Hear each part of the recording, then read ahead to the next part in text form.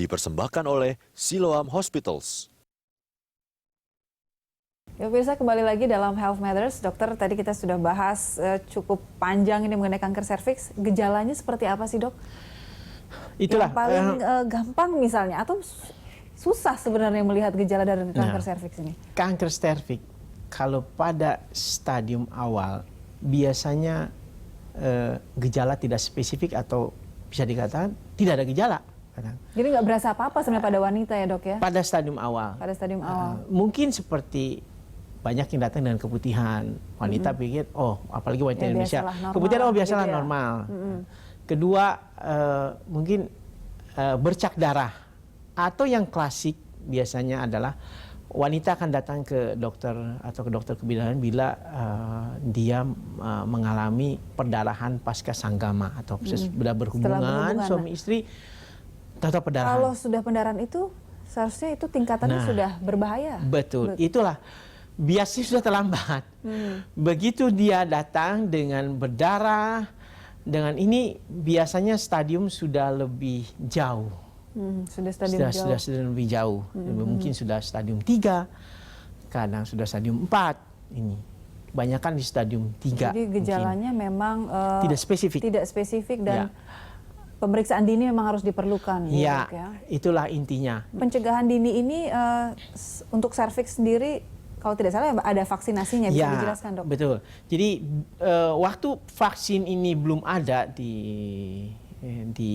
negara Indonesia atau di beberapa negara pun, kita memang nomor satu adalah pap smear.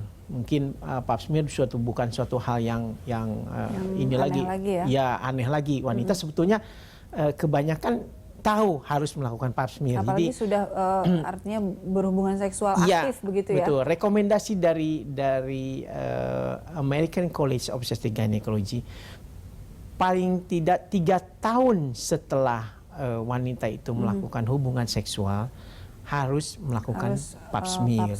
Okay. Tapi dengan adanya vaksin sekarang, vaksin kanker serviks, kita balik sekarang. Jadi pencegahan yang pertama adalah dengan vaksinasi. Terutama pada wanita atau remaja yang belum pernah melakukan hubungan seksual. Jadi vaksinasi ini bisa dilakukan juga kepada perempuan lajang yang belum pernah berhubungan sama sekali. Nah, kalau kita bicara sudah tertular, nih misalnya, Dok ya, sudah tertular kanker serviks, kemudian dokter sendiri nanti akan melihat sudah stadium berapanya dan pengobatannya nanti seperti apa, Dok? Kalau dari stadium awal? Dan sekarang pap smear kita punya 2 metode pap smear.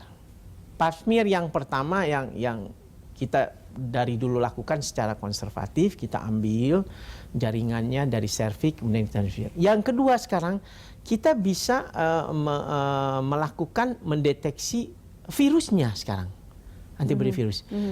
Cuma memang masih relatif mahal.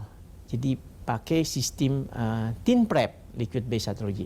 Nah, itu beda dengan pap smear ya, Dok? Sama pengambilan pap smear, hanya metodenya berbeda. Mereka masukkan cairan, bisa lebih sel-selnya bisa lebih dipisahkan. Kemudian cairannya itu bisa mendeteksi untuk virusnya itu yang terdeteksi. Nah, kalau kita punya data lengkap itu, paling tidak kan kanker serviks itu terjadinya lama, Bu Dora. Tidak, prosesnya tidak cepat, lama. Ya. Itu dimulai dari ya, lesi prakanker dulu. Nah, kalau kita bisa nemukan dengan pap smear, terus didukung misalnya data kita punya tipe virus yang terdeteksi, di mana kita tahu kita tadi ada tipe yang high risk dan low risk.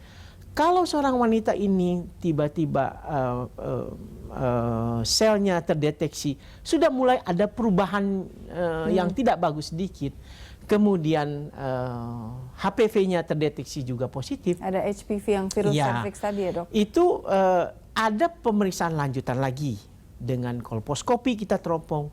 Kemudian kalau perlu kita dibuktikan dengan biopsi sampai kita menentukan ini kanker atau tidak? Ya, jadi kita sekarang memakai sistem kita katakan CIN 1, 2, 3. Ada yang displasia ringan, sedang, dan berat sebelum melangkah ke kanker itu. Jadi, nah kalau sudah mengidap Kanker. Kanker, Dok, itu pengobatan seperti apa? Kemudian masih bisa bertahan lamakah? Nah, bagi itu si yang pasien jadi penderita kanker permasalahannya. serviks ini? Betul. Kalau masih stadium 1, dia masih terlokalisir di serviknya, itu angka harapan hidupnya masih cukup tinggi, gitu lah. Mungkin 90%-an ke atas. Ya. Dan Itu perlu operasi dilakukan pun, operasi? ya, kita batasan kita sekarang operasi sampai stadium 2A. Itu masih Jadi, bisa dioperasi ya, Dok? Masih bisa 2A? dioperasi.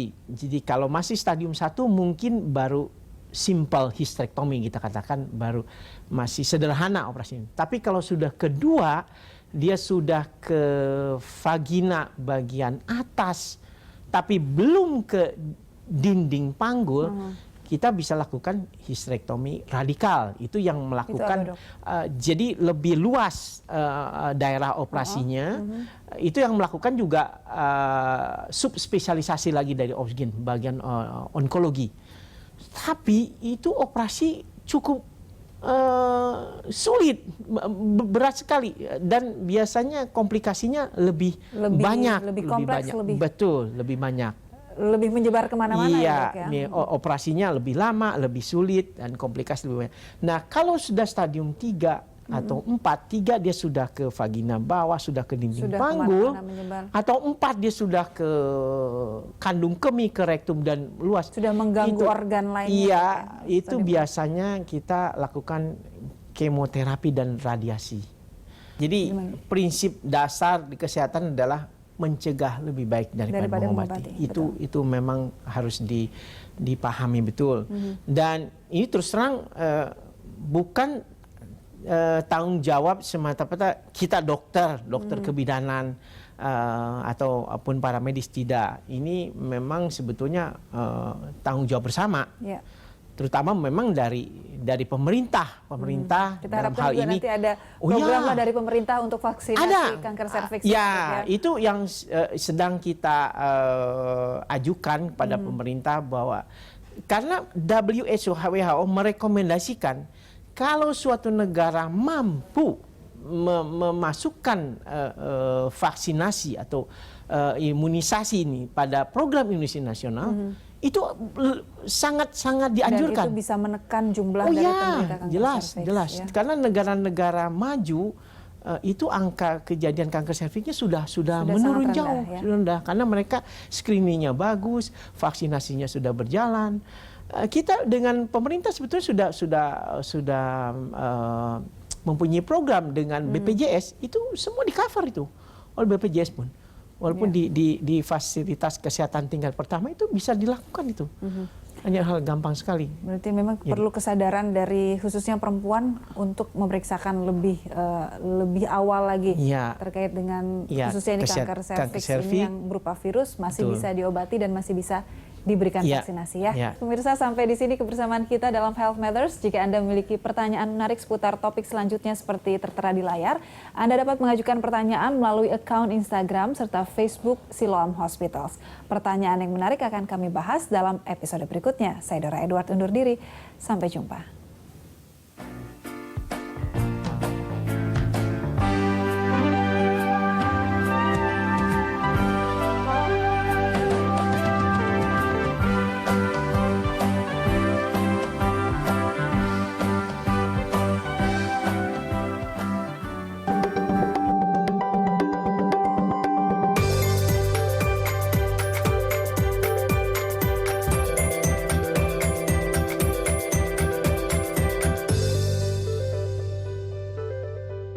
Dipersembahkan oleh Siloam Hospitals.